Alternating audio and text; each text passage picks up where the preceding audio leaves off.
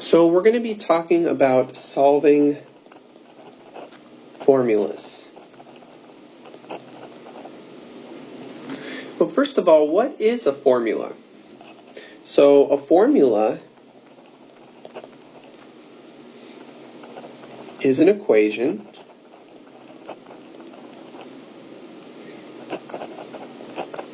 that contains two or more variables. Two or more variables. I'll give you a famous example. P equals 2W plus 2L. This would be a formula. We actually have three variables here. So that makes it a formula. P, W, and L. Notice right now that one of the variables is by itself on one side, and that variable would be P. So we say that this formula right now is solved for P.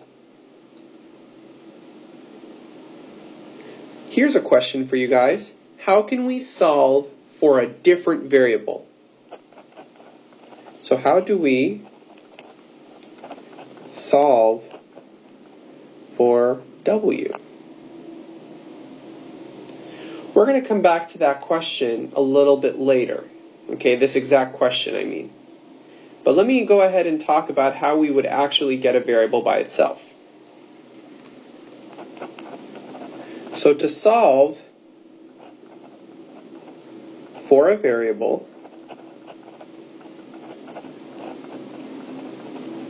in a formula,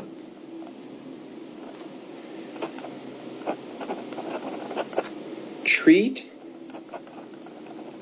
it just like a linear equation.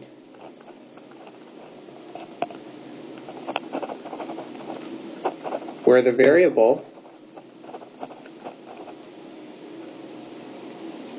you want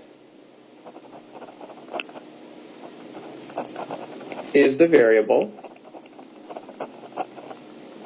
and all other variables are constants. Now that statement is a little confusing, but looking back at our P equals 2W plus 2L, if I want to solve for W, then that means I think about W as being my variable, and I think of everything else as just being a number. One thing we have to be really careful about, I want to write this here, so be careful.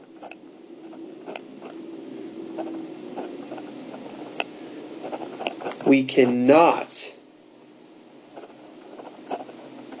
combine variables.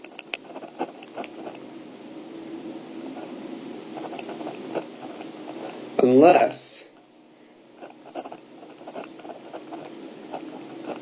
they are like terms. Very, very important. So let me demonstrate an example. Let's say I want to solve for x in the following formula. Kx plus c equals m. Now, remember what I said up there. I said we're going to treat x like it's a variable and everything else like it's a number. Well, how about for this problem, why don't I just replace those with numbers and see how we would go about doing it? Let's say I had 2x plus 9 equals 17. This looks a lot more familiar, right? This is what we're used to dealing with. So how would we get x by itself here? Well, first I would move the 9 over. I get 2x equals 8. And then I would divide by 2, which gives me x equals 4. I'm going to do the exact same thing for this problem, except I need to remember that the variables are not necessarily like terms. So I would start by subtracting the c from both sides. I end up with kx equals, now I have m minus c, and that does not simplify, so I'm just going to write m minus c. Then I divide both sides by k. Remember, the whole thing has to divide by k. So I get x equals m minus c over k. So hopefully you guys see that this is the exact same process as what we did before. The only difference is we're going to have a lot of variables in our answer. Okay, so let's go back to our original problem that we wrote down. So I want us to solve for w in the equation 2w plus 2,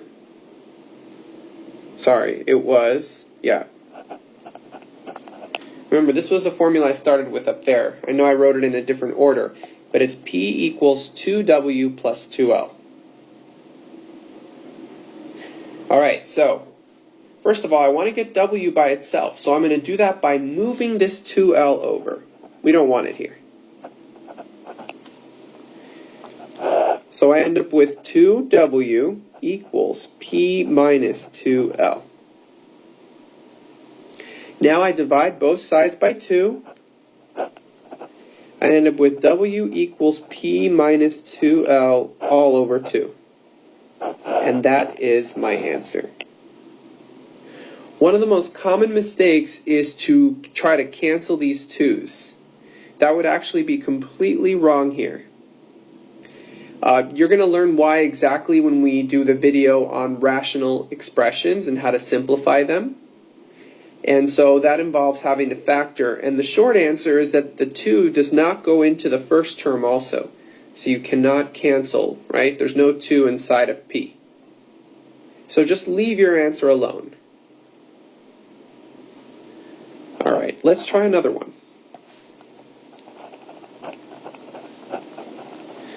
Let's solve for y in the following. 5x plus 3y equals 7. This is going to be a very useful skill, okay, for chapter 4, or for solving linear equations in two variables. This is one of the steps for graphing lines, is you have to isolate the y. So this is something that I'm giving now so that we can practice ahead of time. First thing I'm going to do is I'm going to move the 5x over. So let's subtract 5x from both sides.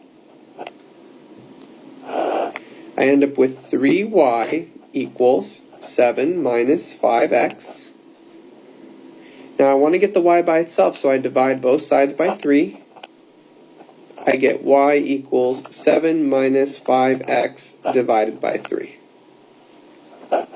And that's it. My y is alone. Let's get a little bit trickier. I want us to solve for t. Y equals 1/2 t n squared. Y equals 1/2 t n squared. Alright, so I want to get t by itself. First thing I can do here is eliminate the fractions. Let me go ahead and rewrite this here. I'm going to go ahead and multiply both sides by 2. If I do it on the left, I get 2y. And if I do it on the right, the 2 and the 2 cancel. I end up with t n squared. This looks a lot nicer. So now to get t by itself, I'm going to divide both sides by whatever's next to t, which in this case is n squared. Just because it's squared, it doesn't change the fact that we need to get rid of it. So I'm going to divide both sides by n squared.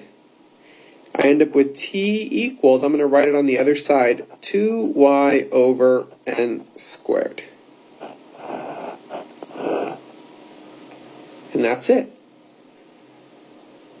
The squared, notice it did not change the problem at all. Getting rid of this fraction, that was really useful. We're going to do that again for the following example. In this one, I want us to solve for a. Our problem is c equals 1/4 n times a plus b. 1/4 n times a plus b. Step 1. If you recall, in our solving linear equations section, we want to distribute first to get rid of the parentheses. So I get C equals 1/4 n times A, so 1/4 NA, plus 1/4 n times B, which is 1/4 NB. Now, remember, I multiplied by the LCD to get rid of my denominator. In this case, my LCD is 4. I'm going to multiply the whole equation by 4. So I'm just going to write 4 times everything here, just so that we can have it all written down.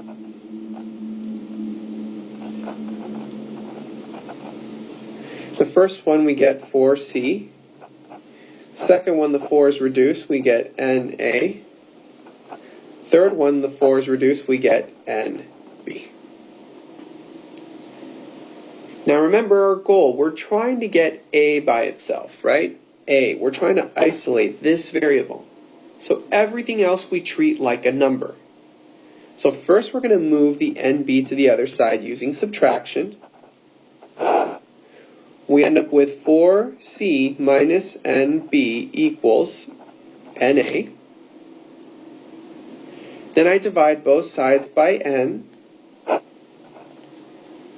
end up with A equals 4C minus NB over N.